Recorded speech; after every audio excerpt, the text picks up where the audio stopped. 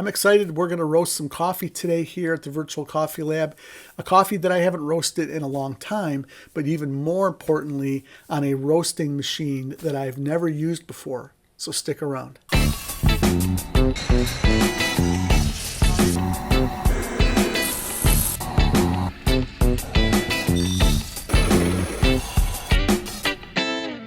Thanks for joining me today here at the Virtual Coffee Lab. I finally got my hands on a Genie Cafe. Genie Cafe is a popular roaster. Many of you have heard of it. Some of you may even have this roaster. And I've had some of you that have wanted me to roast coffee here on the channel using the Genie Cafe. I was fortunate enough to find somebody who would loan me their roaster. So I didn't buy this roaster. And that is David from the Captain's Coffee. I reached out to David and asked him if I could borrow his coffee roasting machine to try and show here on my channel. And he was gracious enough to say yes and do that. And he actually sent me a few pounds of coffee to use to roast on the machine. So we'll be using his coffee to roast. And so David from the Captain's Coffee, thank you very much. Also, I learned how to use this roaster by watching Dave's video. He's got a great beginner's video. So if you are considering buying a Genie Cafe roaster, then you should definitely check out his beginner's guide video. You should watch that. So I'll have a link to that and his website here in the description. So check that out below. First, I want to show you what this roaster looks like up close. And when you break this down into pieces, you've got 1, 2, 3, 4 pieces, actually 5 if you include the roasting chamber. So we have the stand that holds the roasting chamber. We have the actual roaster itself, which holds the roasting chamber drum, which slides out and opens up so that you can pour your coffee into this drum and then close it and then put it back into the roaster. We also have the chaff collector that is on the left side of the roaster, and there is really 2 ways to open this chaff collector up. One is this top lid, and the other is a side cap where you would dump out all your chaff. I had very little chaff get out of the roaster during this roast. I roasted this upstairs in my kitchen under a hood fan. I had no problems with exhausting any smoke, very little smoke that came out. So it works well in a kitchen setup. Okay, so now what we're going to do is move the roaster upstairs. We're going to get it warmed up, and we'll talk about that process as we get things going. All right, we're getting ready to start this roast, but the first thing we want to do is we want to preheat the roaster. And like most roasters, like the Timor, we want to preheat the environment because we don't want to spend precious time during the roast trying to heat the roaster up. We want the roaster to already be heated up. That way, the energy that we are pushing into the roaster is going into the beans rather than just the metal surface on the inside of the roaster. This roaster is a hybrid roaster. It is not a drum roaster, and it's not a fluid bed hot air roaster. It's kind of a hybrid. Okay, so we're doing a preheat up to about 482 degrees, and then we're going to push the stop button and we're going to hold it down, and that stop button being held down is what puts us into the emergency shutdown. The roaster will shut down and the cassette will move to a position that allows me to open up the cover and pull out the cassette. Okay, and while we're waiting for that to happen, I just want to show you this coffee here. This is the Timor coffee that I'm going to be roasting. It's a Timor Leste Amera Lebduda Crate Organic. Offers chocolatey, velvet, and clean notes, blood orange lime, chocolate, and sugar. And this is a fully washed coffee. It was grown between 1,250 to 1,450 meters above sea level, and this measured out to be about 770 on my density score, which puts this at a fairly high density coffee bean. And so this can take a lot of heat. I'm not concerned about a lot of roasting defects for these beans, so that's helpful information. And that is, I found that on the Captain's Coffee website, for this coffee. It is a Typica and a Timor hybrid varietal. Okay, again, we're putting a half a pound of coffee in here, and that's important. This half a pound of coffee, I think, is going to help me get to my goal, my target of about a 5-minute dry time. We'll see if that happens. I'm putting the beans into the roasting chamber, putting that cassette, sliding that into position, and getting ready to start this roast. Okay, you can see me moving the time to the correct position so I don't run out of time. I went up to almost 17 minutes, and we've started the roast. You'll see that the drum isn't really turning fast. That really isn't that necessary.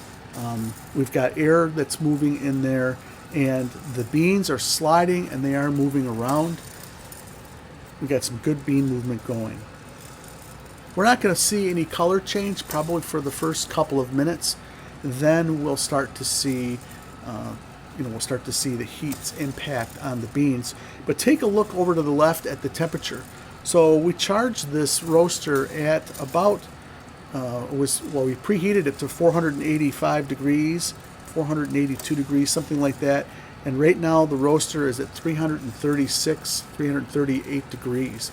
So we did not lose too much heat when we took all this out and opened it up. The roaster, there was a lot of heat in the metal and in the glass that was retained. And so I think we're going to be in good shape as we move along here through the roast. The nice thing about this roaster, one of the things that really surprised me, is that there was very little for me to do to manage this roast.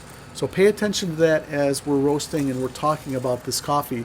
Notice that I'm really not doing much at all in any sort of adjustment to the roaster.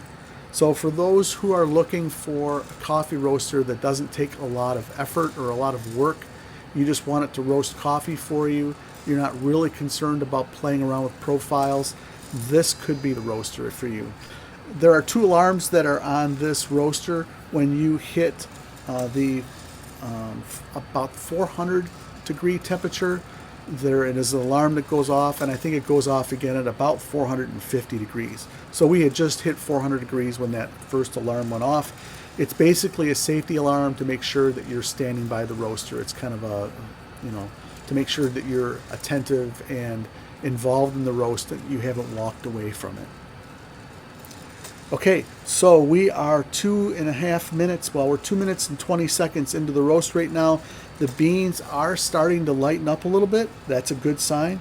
We definitely have heat pouring into the roasting chamber. We have good bean movement. Now, I have the hood fan on. I am able to hear the beans move. I am able to smell what is happening within the roasting chamber because it's being exhausted out of that port on the left. So I've got all the sensory information that I need to help me with this roast. That's kind of a cool thing. That's pretty exciting. We're starting to see just a little bit of yellowing now.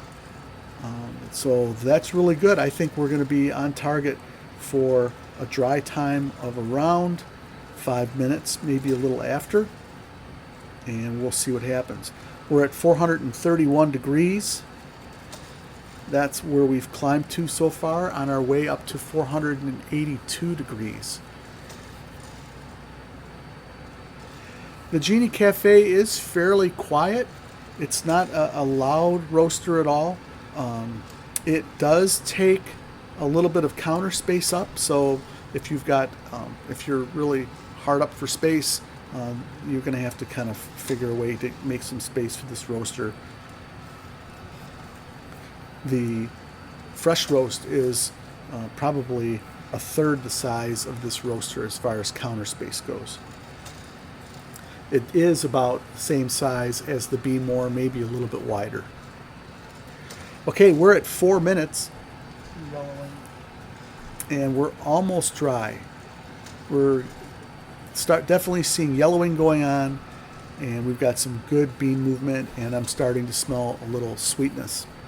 Okay, we have reached the almost 450 degrees. I think it's 447 or 48 degrees. So that was the other alarm that went off. 4 minutes and 24 seconds into the roast right now, and we definitely have yellowing going on. We want to see full yellow in our roast. When I mark yellow in our roasts, in my roasts, I'm always looking to make sure it's full yellow, no green. So pay attention to the color there and see if you agree with me. And I'd be interested, share your comments on how you determine color change, what you usually do. Do you use solely temperature, or do you use something else like some yellow, full yellow, no green? You know, how do you determine when the color change dry end is? I'd say that's okay, yellow. Just called yellow at 510. That's where we're at right now. We've got full yellow, and now we are headed towards first crack. So let's take a look at our temperature, 460 degrees. Now, some of you may call yellow and you say, well, Mike, yellow takes place at 440 degrees or 430 degrees. Well, in this roaster, it just happened to be 460 degrees, and that was for a half a pound of coffee. If I were to be roasting a pound of coffee, or maybe less than a half a pound of coffee, the temperature may be different. So you're going to need to determine what that temperature is if you're using temperatures to call. You can definitely see now we're getting some browning going on, and we're at almost 6 minutes into the roast. Now, I had mentioned that I can hear the beans tumbling. I can hear what's going on with the roaster. Some people have complained that the Genie Cafe is very hard to hear first crack. So when first crack takes place, I'll be quiet and we'll see if we can hear first crack or not.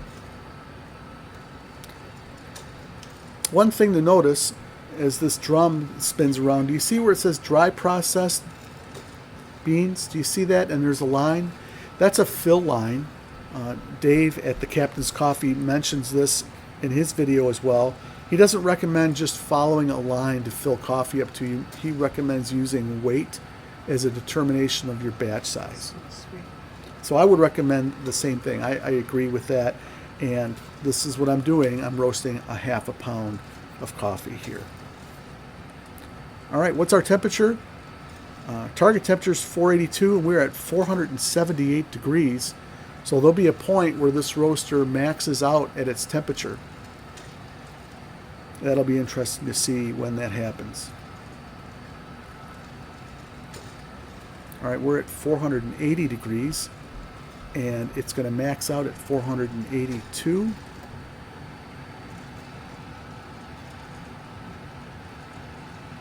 All right, so we're basically, well, now it's 478. So it looks like it's going up and down a little bit temperature-wise. Now it's 473. Yeah, did you notice that? So the temperature has gone down a little bit. So it may have hit its peak, and then it stopped, and now it's going to go down probably, well, it went down, what, to 478? Now it's 469, and it's climbing back up. So we lost 10 degrees, and that's what Dave said. It's plus or minus about 10 degrees once it reaches its peak temperature that it's set at. So we're now going like this with our temperatures sideways. We're at 8 minutes and 10 seconds right now, and we are starting to approach first crack. Take a look at the bean color. It's definitely nice and brown.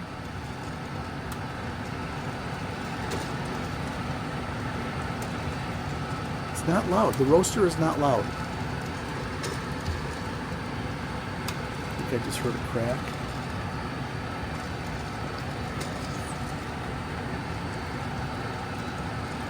Yeah. First crack. I heard 2 or 3 cracks before I called first crack, and now we've just called first crack. Now, first crack is really starting to go. You can hear it there. And so I backed my temperature down just a tiny bit to 474 degrees because I want a nice rolling crack, but I don't want a fast rolling crack. And the reason why I'm doing that is because I don't want to over roast my beans, but I want to have enough time in development. So I'm slowing the roast down a little bit.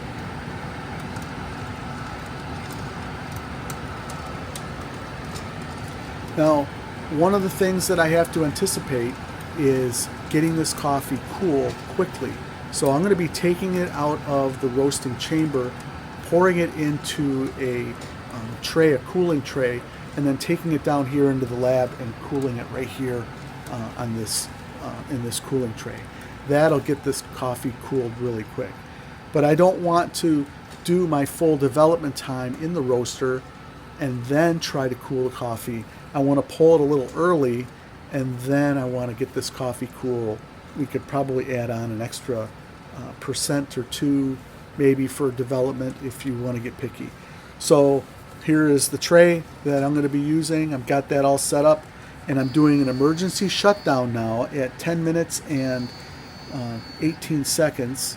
It's beeping, and now you see the E appear. That's the emergency shutdown, and the cassette, the drum chamber, will rotate till I can now grab it and pull it out and go ahead and dump this into the cooling tray. All right, there we go. And now I'm going to go ahead and quickly take this down here into the basement and get this cool, and then we'll come right back. All right, while the coffee was cooling in the basement, I started the cool down process on this roaster, and that's what's happening here now. And here is the end result. It's a nice roast. All right, before we get into the taste, I just want to talk about the end result of the roasting profile. We had a total roast time of 10 minutes and 30 seconds. Of that time, 49.2% of that time was dry. We hit dry at 5:10. The browning phase lasted 3 minutes and 40 seconds for a total of 34.9% time devoted towards the browning phase. And then the development lasted 1 minute and 40 seconds. And that was 15.8% of the total roast time. So as far as the profile goes, things were right on track for my first initial test for a roast. I mean, this is definitely within the range of good coffee. If you look at the total roast time and you look at the phase percentages for a roast like this, this is a starting point. This roast profile is a starting point. Depending upon the beans you're using, it's going to vary. Profile looks like it's going to be okay, and now it really comes down to the taste. But before I do that, I want to ask you guys, if you are a home coffee roaster, subscribe to this channel. That's the best thing that's going to help motivate me to continue to make more content. I would really appreciate that. It helps my channel out. Hit the like button, and that will tell other home coffee roasters about my channel. It'll help show up in their feed. And as always, hit the notification bell so when I upload new videos, you'll be the first to know. So what did you guys think of this roast? What did you think about how it progressed and the end result in the times based on what you've heard about the Genie Cafe? I'd like to hear your thoughts and comments on that. So go ahead and share those in the comments. Okay, so now comes the taste.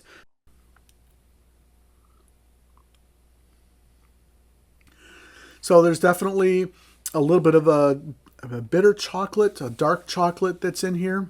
It's like a 95%, if I can use that on the scale. It's like a 95% cocoa. There is a little bit of a sweetness going on in the cup. As far as acidity goes, I'm getting a little bit of a citrus acidity, but it's not much at all. The coffee doesn't seem to be real complex. And it does have kind of a lingering finish. I'd call it maybe a little bit of a dirty finish. Kind of sticks to your tongue, and that is that really dark chocolate note that just kind of lays there. So I would say that this is good coffee. I've been drinking this coffee all week, and I've been enjoying it. So I would, if you take a look at the beans, you can see the color looks good on the beans. The roast profile looks good on the beans. And so I think that if I tried roasting a different coffee on this, and I intend to do that, I intend to roast a Central American coffee and probably an African coffee on this roaster just to see what they taste like and maybe try to change up some of the things on this roaster. So that's my plan. I'm really happy with the end result that I experienced here so far. What are your thoughts on the roast and the tasting notes. Share those in the comments. I'd really appreciate it. One thing I wanted to share with you before we go, and that's related to the charge weight of the coffee. So basically, my first impressions of this roaster are it can roast some good coffee. It can roast coffee, and there's hardly any real effort that has to get put into figuring out how to roast on this roaster. If you use that half a pound setting for the charge weight and you use the full power setting, I think that you could get some decent coffee most of the time just roasting like that. But I think that the roaster, so far from what I've seen, it's going to be difficult for me to really have a aggressively different looking profile with this roaster. And so we're going to try to do some things to kind of spice it up a little bit and see what we can do. But I think how you start the roast with the charge weight, the charge temperature, those are going to be huge factors in getting a roast that's not going to last 15, 20 minutes on this roaster. And those are things that I've heard from some people that you hear talking about this roaster, is that it's slow. And you can see we got a 10.5-minute roast out of this roaster. So thanks so much for joining me today. I'm glad that you guys joined me. Share your thoughts on what you thought about this video. And I look forward to seeing you the next time here at the Virtual Coffee Lab. Have a great day. See you next time.